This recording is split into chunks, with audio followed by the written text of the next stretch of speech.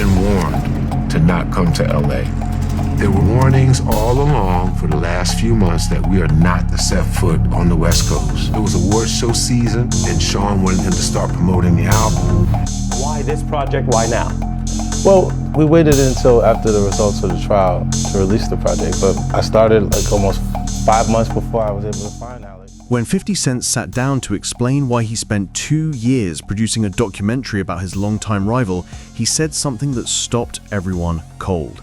This wasn't about beef. This wasn't about revenge. This was about something far bigger, far darker, and far more important than anyone realized. The Netflix documentary that dropped in December 2025 became the most watched release in the platform's history within its first week, pulling in nearly 22 million views. But what nobody expected was the footage inside. Footage that Diddy himself paid to have recorded. Footage that would ultimately help seal his fate. Thinking it could be somebody that has dealt in the dirtiest of dirty business of media. So why did 50 Cent really do this, and what did he know that the rest of us didn't? The story starts in November 2023, when Cassie Ventura filed a lawsuit that would change everything. She accused Diddy of years of physical mistreatment, coercion, control, and psychological torment. The entertainment industry went silent. Within 24 hours, Diddy settled the case privately, likely hoping it would disappear. But the details were already out there, spreading like wildfire across every platform. And within days, more people started coming forward. Former staff members, ex-partners, dancers, collaborators. The accusations kept piling up, each one more disturbing than the last. 50 Cent was watching all of this unfold in real time. And while everyone else was shocked, he wasn't.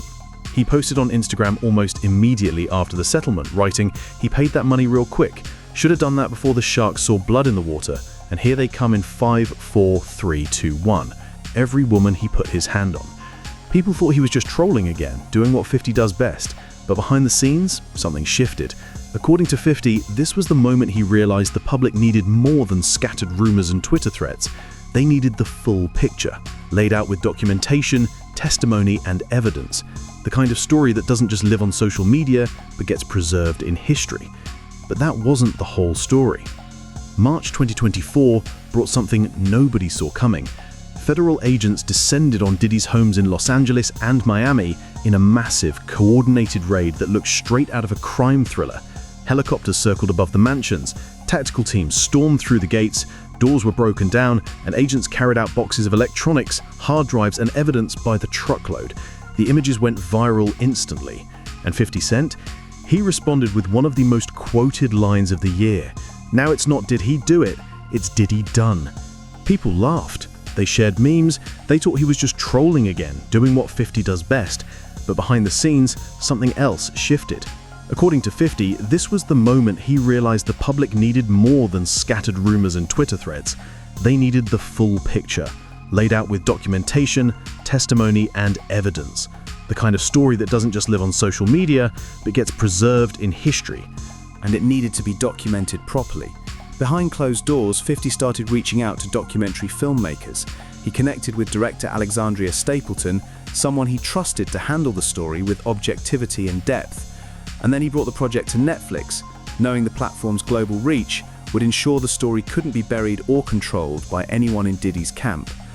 But even as he laid the groundwork, nobody knew just how explosive the final product would become. And what happened next would shock everyone. September 2024 arrived and Diddy was arrested. The charges were ugly, graphic, and deeply disturbing. Prosecutors accused him of transporting former partners across state lines for what they called freak-offs, staged intimate performances involving male escorts. The indictment detailed years of alleged manipulation, surveillance, blackmail, and control. The trial lasted 8 weeks, with testimony from Cassie and others painting a picture of luxury twisted into something far darker. But here's where things got complicated. In October 2024, the jury came back with a split verdict. They acquitted Diddy of trafficking and racketeering conspiracy, but convicted him on 2 counts related to transportation for adult industry activities. The decision confused a lot of people. How could someone be found guilty on some charges, but not others when the testimony seemed so damning? Jurors later spoke publicly, explaining they struggled to match the legal definitions to what they heard in court. They found the behavior disturbing, even abusive, but said the statutes were difficult to apply. One juror admitted she found herself mirroring Diddy's facial expressions during testimony, something that went viral after the documentary aired. The judge sentenced Diddy to 50 months in prison, just over 4 years. With time served, he'd be out in about 3 years. Cassie gave a victim impact statement, describing years of living in fear, never knowing when violence might erupt. One juror later said on camera, he got off easy. And the internet exploded with reactions, some agreeing, others questioning whether justice had truly been served. But this wasn't the first time Diddy's name had been linked to tragedy. The documentary digs deep into moments from Diddy's past that most people forgot or never knew about. It starts with the 1991 City College celebrity basketball event in New York. I lost my own brother, let's not forget that. It was natural that the doors were shut. It wasn't us, it wasn't the girls. The gym was built for 2,700 people, but nearly 5,000 showed up. The crowd surged, creating a deadly bottleneck. 9 people lost their lives and dozens more were injured. The event was organized in part by Diddy, who was still a young promoter trying to make a name for himself. Instead of retreating after the tragedy, he used the sudden recognition to launch Bad Boy Entertainment. And according to the documentary, he allegedly placed the company under other people's names to avoid liability from what happened that night. Then there's the Tupac and Biggie situation, one of the darkest chapters in hip-hop history. The documentary includes interviews suggesting Diddy and Bad Boy Entertainment escalated gang tensions, aligning with certain groups while Death Row aligned with others. Keith D, a figure tied to the Tupac case, makes claims in the documentary about an alleged $1 million bounty placed by Diddy for Tupac and Suge Knight. According to Keith, half the payment supposedly went to an intermediary but never reached him. Diddy has always denied any involvement, but these claims remain part of the cultural conversation, whether proven or not. The relationship between Diddy and Biggie gets explored too, and it's heartbreaking. The documentary paints it as part mentorship, part control. Biggie's success was tied to Diddy's ambition, but some interviewed voices say Diddy wanted total dominance. Days before Biggie was eliminated in Los Angeles, he allegedly begged not to stay for a party Diddy insisted he attend. Biggie wanted to go to the UK for promo, but Diddy cancelled the flight. The documentary suggests that decision ultimately led to Biggie's death. And then comes the detail that shocked viewers most. Diddy made Biggie's funeral a recoupable expense, meaning the cost came out of Biggie's earnings, not Diddy's pocket. 50 Cent has criticized this for years, pointing out how Diddy's career has been built on the backs of talented artists. From Biggie and Mace to Rick Ross and French Montana, 50 argues that Diddy's involvement often complicates or stalls careers rather than elevates them. It's a point many in the industry quietly agree with, but rarely say out loud. But the most chilling part of the documentary comes from footage nobody expected to see. In the days leading up to his arrest, Diddy hired a videographer to document his movements in New York. He allegedly wanted proof of what he believed was government overreach, something he could use to fight back. No, then you have to have a spokesman. You have to have some sort of comms to constantly be pushing that, because you may just be the person that just does. You just may watch CNN, so you have. Instead, the footage shows a man who looks paranoid, exhausted, and aware the walls are closing in. He paces hotel hallways, peers nervously out windows at federal agents stationed on rooftops, and makes frantic phone calls demanding help from media experts who deal in what he calls the dirtiest of dirty business of propaganda.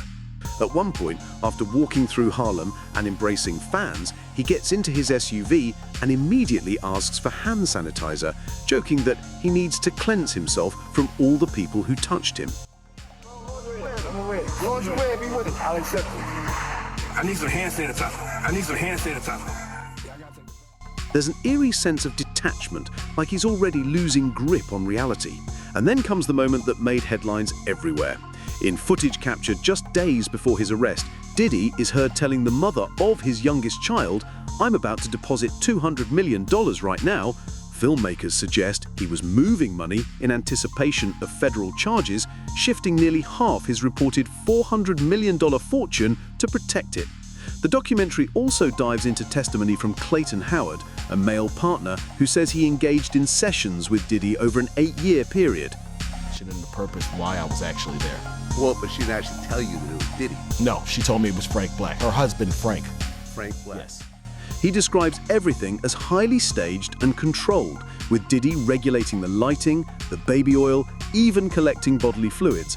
For many viewers, this section has been the most disturbing part of the entire series. And when asked why he included these details, 50 Cent said the goal wasn't sensationalism, it was documentation. The truth, no matter how uncomfortable. So why did 50 Cent really produce this documentary? In interviews, he's been clear. This wasn't about beef. It wasn't about revenge or clicks or keeping his name trending. According to 50, the story was bigger than the music industry, bigger than hip-hop drama, bigger than celebrity scandal. He says it shows what happens when a culture elevates someone to godlike status, protects them, worships them, and refuses to question them until it's too late. Director Alexandria Stapleton described the documentary as a mirror reflecting society and what we're saying when we put celebrities on such a high pedestal. 50 Cent says he agrees. To him, this project is about power, accountability, and the dark side of celebrity worship. He wanted to create something objective, grounded in documentation, testimony, and real footage, not gossip. He chose Netflix because of its global reach and because the streaming giant agreed to let Stapleton tell the story with complete independence. According to 50, his role was bringing the project to the platform, giving the team resources, and ensuring nobody from Diddy's camp could interfere. He claims he didn't influence the narrative, not even once. When asked what he thinks Diddy will feel watching the documentary, 50 said, wow, this is amazing. I think he's going to say, this is the best documentary I've seen in a long time. Watches this, what do you think he's going to feel? Like, wow, this is amazing. I think he's going to say this is the best documentary I've seen in a long time. He was clearly being sarcastic, but the point was made. The documentary speaks for itself. And the world has been watching. When the documentary premiered on Netflix in December 2025, it became an instant cultural phenomenon.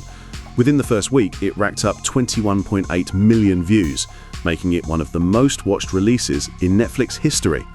Fans, critics, former employees, and industry legends all tried to make sense of a story spanning 30 years, dozens of scandals, and countless lives impacted. Social media exploded with reactions. Some praised 50 Cent for bringing the truth to light, others questioned his motives, calling it opportunistic. Diddy responded through a spokesman, calling the documentary a shameless hit piece by a longtime adversary with a personal vendetta. He claims it twists facts, exploits old rumors, and is designed to humiliate him while he's locked up.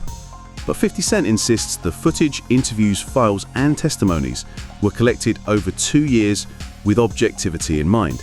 He says the documentary speaks for itself, and viewers can draw their own conclusions. Celebrities started weighing in too. Marlon Wayans posted a cryptic message about karma, suggesting that what goes around comes around. Ja Rule, an old rival of 50 Cent, threatened legal action, claiming the documentary unfairly targeted people in Diddy's circle. The conversation spread beyond hip-hop, reaching mainstream news outlets, podcasts, and even academic discussions about power dynamics in the entertainment industry. But 50 Cent says this is just the beginning. According to him, there are more interviews, more footage, and more revelations that didn't even make it into the documentary because the story is still unfolding.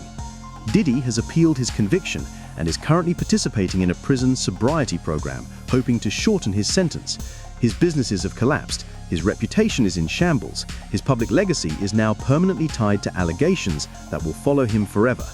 And 50 Cent believes documenting this moment, this exact cultural turning point, is necessary. History needs a clear record of how someone so powerful fell so far, so fast, and in such a dramatic and disturbing fashion.